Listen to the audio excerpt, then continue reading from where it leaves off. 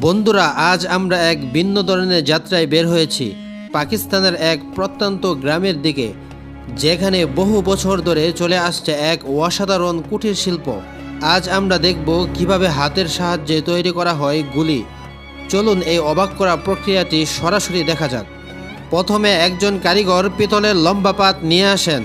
এরপর একটি press machine দিয়ে সেই পাত থেকে গোল চাকতি কেটে নেওয়া হয়। এই কারখানার মূল কাঁচামাল হলো পিতলের পাত।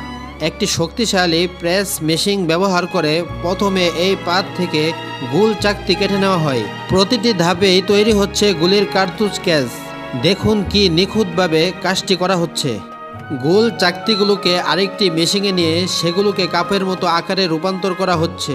এরপর সেই কাপগুলোকে ধাপে ধাপে আরও কয়েকটি মেশিনে চাপ দিয়ে লম্বা গুলির কার্তুজ কেসের আকৃতি দেওয়া হচ্ছে। এবার এই গোল চাকতিগুলোকে আরেকটি মেশিনের ছাঁচে ফেলে কাপের মতো আকার দেওয়া হচ্ছে। এই ছোট্ট কাপগুলো ধাপে ধাপে গুলির কার্তুজ কেসের পূর্ণরূপ নেবে। দেখুন প্রতিটি ধাপে চাপ প্রয়োগের